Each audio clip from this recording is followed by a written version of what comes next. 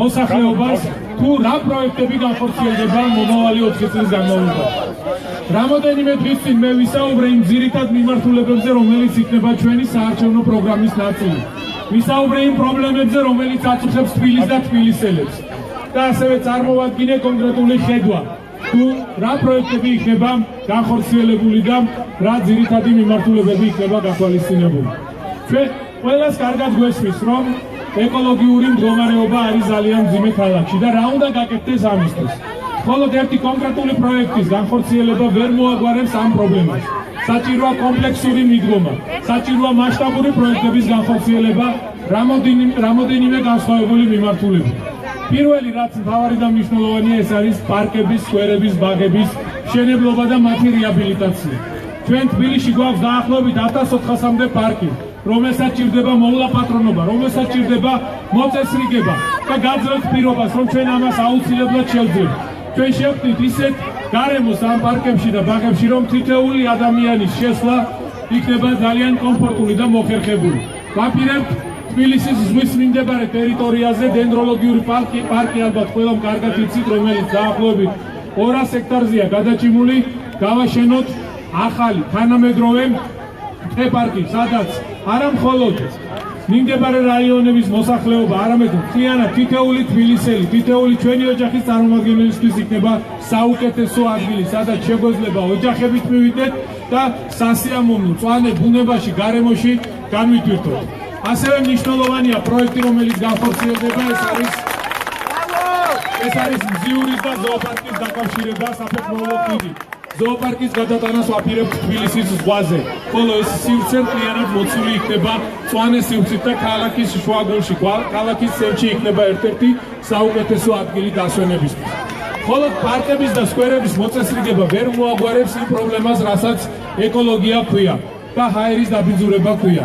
თბილისის მერია მხარს დაუჭერს მთავრობის გადაწყვეტილებას ტექნათვალიერების შემოღებასთან დაკავშირებით. აუცილებლად მოგვარდება საზოგადოებრივი ტრანსპორტის პრობლემა. ჩვენ დღეს რა მდგომარეობა გვაქვს რაიონებში, არსებობს სამწუხაროდ კონკრეტული უბნები და ქუჩები, სადაც საზოგადოებრივი ტრანსპორტი არ მოძრაობს. ან თუ მოძრაობს, მათ შემთხვევაში ძალიან დიდია სხვაობა ავტობუსებს შორის. ადამიანებს უწევთ ლოდინი 1 საათი და 1 საათზე მეტი. ჩვენ ამ პრობლემას აუცილებლად მოვაგვარებთ. ჩვენ ვაპირებთ 4 წლის განმავლობაში მთლიანად ჩავანაცვლოთ ძველი ყვითელი ავტობუსები, ახალი თანამედროვე ევროპული ტიპის ავტობუსები.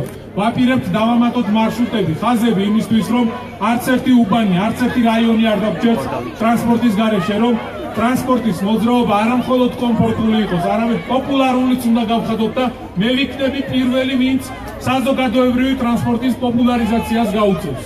ასევე მნიშვნელოვანია მეტრო და მეტროს რეაბილიტაცია. ჩვენ გეგმავთ როგორც სამგზავრო ვაგონების, ასევე თვითონ ვაგნების რეაბილიტაციას, თვითონ ვაგნის მოედნების რეაბილიტაციას, რომ ეს ყველაფერი მოვიყვანოთ ერთიან სტანდარტში.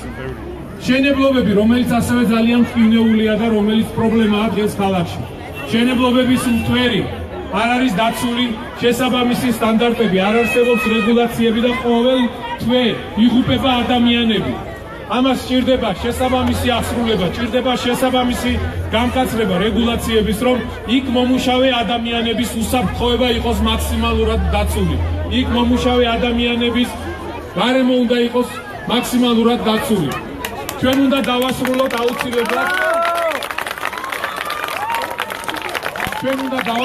აუცილებლად უსახური შენობები და გაუაზრებელი მშენებლობები, რომელიც სამწუხაროდ მთელი ქალაქის მასშტაბით გვაქვს. გენერალურ გეგმაზე მუშაობა უკვე დაწყებულია და დარწმუნებული ვარ, რომ ძალიან მალე ჩვენ შევძლებთ მიღებას გენერალური გეგმის, რომელიც იქნება ერთგვარი კონსტიტუცია ჩვენი დედაქალაქის და შესაბამისად შევძლებთ იმ პრობლემის მოგვარებას, რაც განაშენიანების თვალსაზრისით ჩვენ ამ ქალაქში დღეს გვაქვს, ჩვენ და სამწუხაროდ. მინდა ასევე რამოდენიმე სიტყვა გითხრათ ჯანდაცვაზე და სოციალურ პოლიტიკაზე. მიუხედავად იმისა, რომ 2012 წელს ჩვენ მნიშვნელოვანი რეფორმები განვახორციელებთ ამ მიმართულებით. ჩვენ გვახსოვს წლები, როდესაც უფულობის გამო, უსახსრობის გამო ადამიანები იღუპებოდნენ, რადგან მათ არ ჰქონდათ ელემენტარული შესაძლებლობა იმისა, რომ ექიმის მომსახურებით ესარგებლათ, ოპერაციებით ესარგებლათ. დღეს მე ნამდვილად მიამახება ის, რომ თქვენთან ერთად ჩვენი ქვეყნის მოქალაქეებთან ერთად შევძელით, რომ თითეული საქართველოს მოქალაქე არის დაცული და დაზღვეული. საჭიროების შემთხვევაში ექიმის მომსახურება, საავადმყოფოს მომსახურება არის უფასო. ყველაფერს თავის თავზე იღებს სახელმწიფო და მუნიციპალიტეტი. რა თქმა უნდა, ეს პროგრამები მომავალშიც გაგრძელდება. ჩვენ სამწუხაროდ, მიუხედავად იმისა, რომ ბევრი საინტერესო პროექტი და პროგრამა განხორციელდა, სამწუხაროდ გვყავს ადამიანები და ოჯახები, ვისაც ჩვენი თანადგომა, ჩვენი ხელშეწყობა სახელმწიფოს და მუნიციპალიტეტის გვერდში დგომა ჭირდება და შესაბამისად აუცილებლად იქნება გაგრძელებული სოციალური პროგრამები მომავალი წლების განმავლობაში. მე მინდა განსაკუთრებული ყურადღება დაუთმო განათლებასა და სპორტს. სპორტს არა იმიტომ, რომ ჩემი წარსული ცხოვრება სპორტთან არის დაკავშირებული. არა იმიტომ, რომ მინდა რომ ყველასთვის იქნება ხელმისაწვდომი ამ ცენტრებში მისვლა და შესაბამისი ფუნქციებით სარგებლობა. მინდა ასევე შევეხო ბაღების თემას. თქვენ იცით, რომ ბაღები იყო ფასიანი და ადამიანებს პირდაპირ თქვათ, არ ქონდათ არანაირი შესაძლებლობა, რომ პატარები რომ ბაღში მიეყვანათ, ამისთვის ყოველთვიურად 10, 15, 20 ლარი გადაეხადათ. ჩვენ მოვედით თუ არა ხელისუფლებაში გადასახადები მაშინვე გავაუქმოთ. მე ის მიხარია, რომ ყოველწლიურად ბავშვების რაოდენობა იზრდება ბაღებში. მაგრამ ჩვენ უნდა დავხდეთ ამ ზრდას შესაბამისად მომზადებულები. მომავალი 4 წლის განმავლობაში ჩვენ გეგმავთ დაახლოებით 30-მდე ახალი საბავშვო ბაღის გახსნას, რომელიც იქნება ევროპული თანამედროვე სტანდარტების ბაღები, იმისთვის რომ ჩვენ შვილები მიუწვდება და თქვენ გექნებათ შესაძლებლობა მაკონტროლოთ მე, გვაკონტროლოთ თბილისის მერია, აკონტროლოთ ქართული ოცნება თუ როგორ განხორციელდება ჩვენს მიერ წარმოდგენილი პროექტები მომავალი 4 წლის განმავლობაში. ძალიან მნიშვნელოვანია თქვენი ჩართულობა, ძალიან მნიშვნელოვანია თქვენი თანადგომა და მე